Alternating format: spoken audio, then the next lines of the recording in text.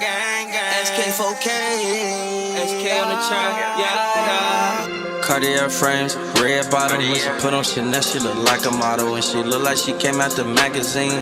Finesse, he was saying something like these rappers getting, what'd he say, bodies? Something about a tummy tuck. Yeah. He most definitely, I think he most definitely threw a shot. They saying that he probably be talking about bag. Nah, you ain't talking about bag, cause bag sharing in music. Hey, bro, you want to talk about me? You talking about bag. What you talking about? I ain't got no tummy tuck. My shit flapping. 2Tymes just came home from federal prison and immediately started the most controversial beef of 2025 that has Memphis choosing sides. Behind his triumphant return to the streets, 2Tymes dropped a bar so disrespectful it got one of Memphis's most respected rappers feeling completely violated. The shocking truth behind what's really driving this beef involves plastic surgery allegations, federal prison politics, and family loyalty that's about to tear the Memphis rap scene.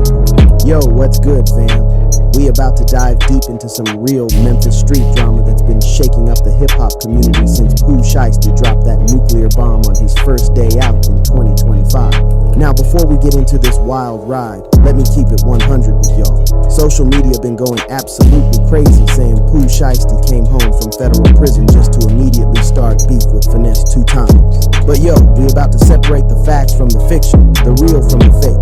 Early 2025, that's when everything changed for the Memphis rap scene. 2Tymes, fresh out of federal prison after serving his time, was supposed to be celebrating his freedom when he dropped First Day Out and included a line that got the whole city talking and taking sides. Now hold up before y'all start thinking this is just some regular rap beef. This involves real street politics, family connections, and allegations that could destroy reputations and end careers. But here's where it gets real spicy. So check it. 2Tymes drops First Day Out in 2025 and hits everybody with this line. I heard street dudes getting tummy tucks told you these rappers lame. That's some real disrespectful energy right there, fam. In hip-hop culture, especially in Memphis street rap, calling someone out for getting plastic surgery is basically questioning their whole gangster credibility. The moment that song dropped, the internet went absolutely wild. We talking about 3 million views in less than 24 hours, trending on every platform, and every Memphis blogger breaking down who 2Tymes was really talking about. The bar hit different because it wasn't just some random diss. It was surgical, calculated, and designed to hit where it hurts most. Now, Finesse 2Tymes, being the real one he is, initially played it cool. In interviews, he was like, I don't know, it's funny to me, but like the internet, they going to take and do what they want to do with it. Finesse was trying to brush it off, saying that whole song wasn't about him. Real talk, that's some mature energy right there, showing he ain't trying to feed into the drama. But here's what a lot of people don't understand about Memphis politics. When you've been locked up in federal prison like 2Tymes was, you're getting all your information secondhand. You're hearing about beefs, drama, and situations through phone calls, letters, and visits. So when you come home, your perspective might be shaped by old information or incomplete stories. But yo, this is where the story gets deeper than just some subliminal bars. See, Finesse's own people started stirring the pot.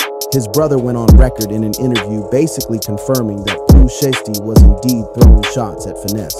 When your own family is saying you got dissed, that changes the whole dynamic. You feel me? It puts pressure on you to respond because now it's not just about what strangers on the internet think. It's about how your own blood sees the situation. Now, in the streets and in Memphis culture specifically, we know that plastic surgery allegations hit different. It's not just about appearance, it's about questioning someone's authenticity, their street credibility, their whole persona. When 2Tymes said street dudes getting tummy tucks, he was basically saying these dudes ain't really about that life they portray. In a city like Memphis, where your reputation is everything, that's fighting words. The real kicker though, Finesse came back with a different angle. He claimed 2Tymes wasn't talking about him at all. He was talking about Moneybagg Yo, and to understand why that makes sense, we got to dive into the whole Big 30 and Moneybagg Yo beef that's been tearing Memphis apart for years. Let me break down this Big 30 situation for y'all, because this beef runs deeper than most people realize. Big 30 and Moneybagg Yo used to be tight. Big 30 was signed to Moneybag's Bread Gang through CMG. They were making music together, performing together, and building something changed when Big 30's cousin Nusky got killed in January 2022. According to Big 30, Nusky was putting in work for Moneybag, handling street business that Moneybag couldn't handle himself. See, Moneybag was allegedly getting extorted by some dudes in Memphis, so he signed Big 30 and Nusky to be his muscle and protect him from the pressure he was facing. Nusky wasn't just some random affiliate, he was family to Big 30 and was allegedly one of the most active dudes in the city. January 28, 2022. That's a date that changed everything. Nusky had just left Big 30's show at a local high school, showing love and support to his cousin just like family should. But just a couple hours after leaving that show, Nusky was found dead, shot multiple times in the Whitehaven neighborhood where he grew up, the same streets that raised him and became the place where his life ended. Here's where it gets real disrespectful, and this is what really broke the relationship between Big 30 and Moneybag. When Nusky died, Moneybag posted some broken heart emojis on social media, acting all hurt and devastated. But when it came time for the funeral, Moneybag was nowhere to be found. In street culture, not showing up to someone's funeral when you claim they were family, that's a major violation, fam. That's basically saying all that love you showed online was fake. Big 30 felt like Moneybag had used him and his cousin for protection. But when it came time to show real loyalty, Moneybag was missing in action. According to Big 30, they brought life to Moneybag's brand, made the city respect him, but when his homie was gone over what Big 30 called that lame shit, Moneybag didn't even come to the service. This is where the plastic surgery allegations first started. Big 30 went nuclear on Moneybag, dropping "How could you," where he said, "I work out and go lose weight. Ain't no way in hell I'm paying a doctor to redo my face." That was a direct shot at rumors that Moneybag had gotten liposuction and other cosmetic procedures. Big 30 was basically saying real street dudes don't get surgery to look pretty. They earn their scars. Moneybag couldn't let that slide, so he responded with Airball. And this track was vicious, man. Moneybag called Big 30 a snake who was trying to make deals behind his back. He claimed that Big 30 was capping about everything and that he had actually helped Big 30 more than Big 30 was willing to admit.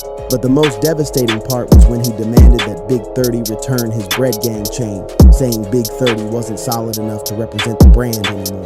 Now this is where we got to address the elephant in the room. If Pooh Shiesty was really dissing Moneybag Yo with that tummy tuck line, why did Moneybag repost the song on his Instagram and tag Pooh Shiesty? And why did Pooh Shiesty repost Moneybag's post showing their crew? That don't make sense if there's real beef between them.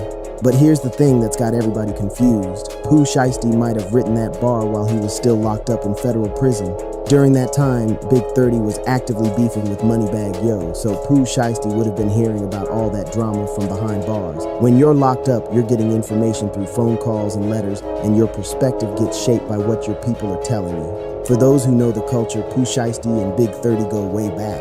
They're both founding members of Choa Gang, been tight since childhood, running the streets of South Memphis together before they ever touched a microphone. When your day one homie is beefing with somebody, you naturally going to have their back. That's just street loyalty 101, and it don't matter if you're locked up or free. Choa Gang wasn't just some rap group. These dudes were really in the streets together. Pooh Shiesty, Big 30, Lil Hank, and other members were terrorizing South Memphis and building a reputation as one of the most feared crews in the area. So when Big 30 felt disrespected by Moneybag, that disrespect extended to the whole crew, including Pooh Shiesty. Finesse 2Tymes has been consistent in his response though, and I got to respect how he's handling this. He's saying he actually likes Pooh Shiesty's music and messes with him as an artist. In interviews, he's been like, "I made a song when I was in my feelings, but I ain't feel no way about nothing, it was funny." That's some real mature energy right there, showing he's not trying to escalate the situation. But his brother's interview changed everything, and this is where family dynamics come into play. When family members start confirming that you got dissed, it puts you in a position where you almost have to respond. It's about respect and how you're perceived in the streets. Your own blood is basically saying, yeah, he was talking about you, so now what you gonna do about it? The streets been talking, and from what we're hearing, this could go either way. Pooh Shiesty could have been talking about Finesse, could have been talking about Moneybag, or could have been talking about both. That's the beauty and the danger of subliminal dices. They leave room for interpretation, but they also leave room for misunderstandings that can turn deadly. Another thing people ain't considering is that Pooh Shiesty just came home from federal prison. When you're on federal supervision, you gotta move different.